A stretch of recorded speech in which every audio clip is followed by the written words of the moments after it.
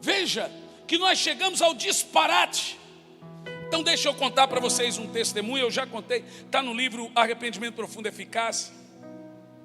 Alguns anos atrás, em 2007, eu tive uma experiência muito dura com Deus.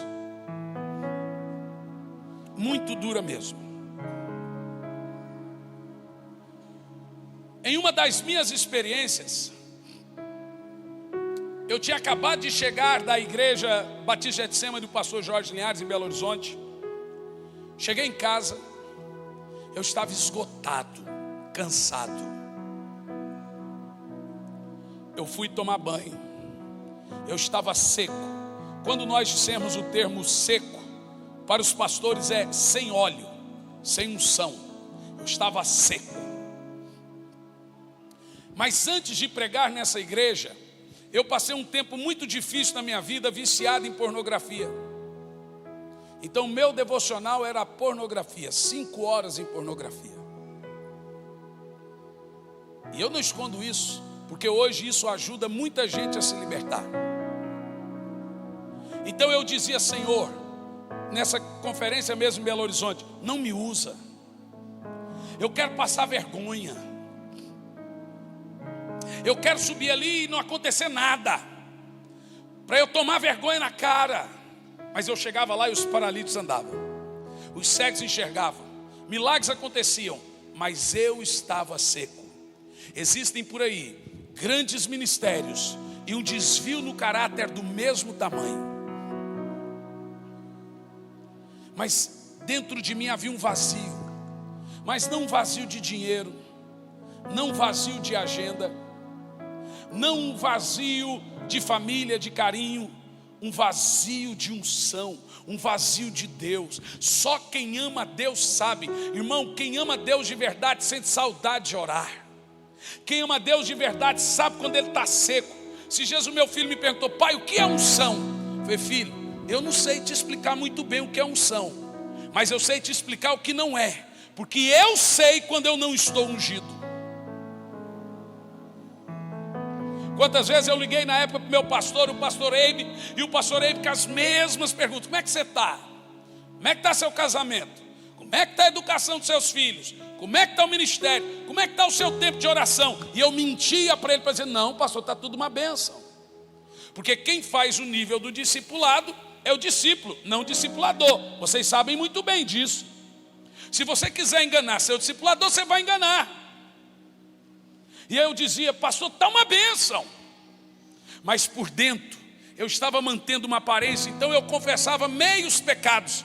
Eu confessava que roubei uma corda, mas esquecia de dizer que tinha uma vaca na ponta da corda.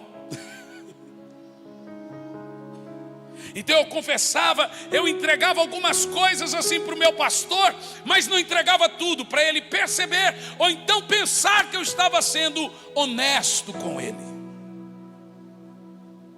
Mas no meu interior, eu subia para pregar, eu via milagres. E eu gostaria de indicar a você uma mensagem minha, que está na internet, chamada O Custo da Unção. Eu percebi uma coisa diante de Deus, que Deus tem responsabilidade com a fé das pessoas e a dor das pessoas. Não importa quem é que está pregando. Na parábola da semente, você vê que o Senhor fala da terra e da semente, mas do semeador ele diz: um certo semeador. Ou seja, para Deus importa que a dor das pessoas seja suprida, que a necessidade das pessoas seja atendida, mas o semeador é um certo semeador, ele vai dar conta diante de Deus. Então às vezes o cara sobe aqui para pregar, revela a vida de todo mundo, está em pecado, Deus cura, Deus transforma, fala: homem de Deus. Mas em Mateus 7 nós lemos assim: curamos, profetizamos, expulsamos demônio, fizemos milagres. E o Senhor vai dizer: não vos conheço. Veja que a necessidade do povo foi suprida, porque Deus tem responsabilidade com a dor das pessoas. Então eu estava seco. Nesse dia foi uma virada de chave no meu ministério. Antes de tomar o banho, eu deitei no chão do banheiro E eu chorava: Senhor, eu não subo mais para pregar. Eu estou mentindo para o meu pastor. Eu estou mentindo para minha esposa. Eu estou mentindo em cima do altar. Eu sou seco. Eu não tenho unção. Mas os milagres acontecem. Eu não subo mais para pregar, a não ser que o Senhor me ensine a orar de novo. Sabe qual foi a oração que eu fiz para Deus que mudou a minha vida? Um dia eu estava na porta do hotel, eu, pastor Sandro, pastor Eibe e o Albert. O pastor Eibe falou assim: o que aconteceu com você? Por que mudou da água para o vinho? Eu contei isso para ele. Sabe o que mudou a chave na minha vida? Uma pequena oração que eu fiz: Senhor, ensina-me a orar. Eu tive que me humilhar, descer do pedestal religioso e dizer: Senhor, eu não sei orar. A Bíblia diz que Ele dá todo o que pede. Falei: Espírito Santo, me ensina a orar, porque eu sei que o grande segredo para vencer e ter sucesso ministerial é estar debaixo de oração. Naquele dia eu já passei a noite toda em lágrimas orando. No outro dia o dia inteiro. Foram 2 anos de oração em lágrimas. Quando eu vim pregar em Fortaleza naquele dia, eu não conseguia falar sem chorar. Foram 2 anos de quebrantamento em lágrimas, porque Deus estava me ensinando a orar e tinha retornado a mim o espírito do primeiro amor. Sabe o que é oração, irmão? Oração é estar em contato diário com o ser mais poderoso do universo. Imagine que você sai daqui e quer ter uma audiência com o presidente da república. Ele não tem tempo para você, mas oração é o presidente de todo o universo ter o tempo que você precisa, sem marcar horário. É só chegar e pôr seus problemas, suas dores, suas petições aos pés dele. Ele vai te ouvir. Quantos de nós não temos consciência disso? O que a oração pode produzir em uma geração? O que a oração pode produzir dentro da sua casa? Tem gente que murmura dos seus problemas, murmura, mas não ora. Reclama porque não tem dinheiro, reclama porque o filho é isso, reclama do Chico, o cachorrinho. Chico é um demônio, é um demônio.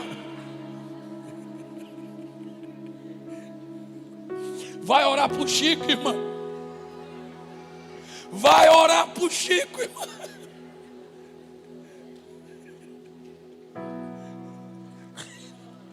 É claro que era crente ali, né, irmão? Quem fala aquilo é crente. É um demônio.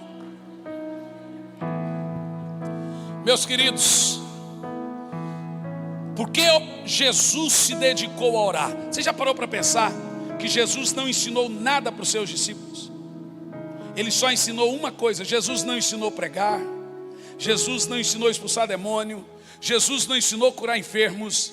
Jesus só ensinou a orar. Os discípulos não pediram para aprender nada, eles só pediram para aprender uma coisa: Senhor, ensina-nos a orar. Quem pode dizer isso 3 vezes?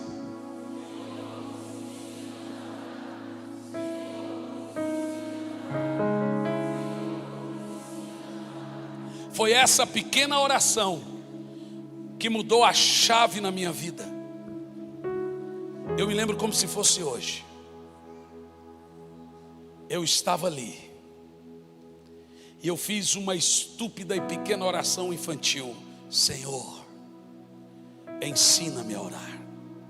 Talvez muitos de nós temos que voltar atrás, descer o pedestal do conhecimento, o pedestal da teologia, o pedestal do tempo na igreja e falar: Senhor, ensina-me a orar.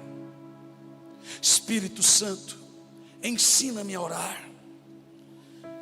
Oração não pode ser monogâmica, irmão. Oração é uma via de 2 mãos. Oração é falar e ouvir, falar e ouvir, falar e ouvir, falar e ouvir, falar e ouvir. Todos os avivamentos da história nasceram porque os avivalistas eram homens de oração. Todos. Oração não é o que Deus ouve. Oração é um coração que Deus vê. Diga glória a Deus. É possível, pastor Sandro, alguém pregar e perecer? Eu já vi grandes pregadores caírem. Já vi cantores caírem, mas nunca vi gente de oração cair. Poucos de vocês vão ter o prazer de subir aqui e pregar, porque o ministério da palavra é de poucos, mas o ministério da oração é de todos. Poucos um dia vão pregar, mas todos podem orar. O que a oração é? A oração é um ministério eterno. O ministério da pregação é do tempo, é temporal. O da oração é da eternidade, sempre iremos orar. O ministério da pregação é de poucos, o da oração é de todos. O ministério da pregação atinge somente aqui e agora. O da oração vai ser para sempre. O ministério da oração é de toda a igreja. Em Atos 6, versículo 4, os apóstolos disseram: quanto a nós, nos dedicaremos ao ministério da oração e da palavra. Olha para mim. Tem gente que diz: pastor, eu não consigo orar. O diabo mente para você, você mente para você, e os dois acreditam.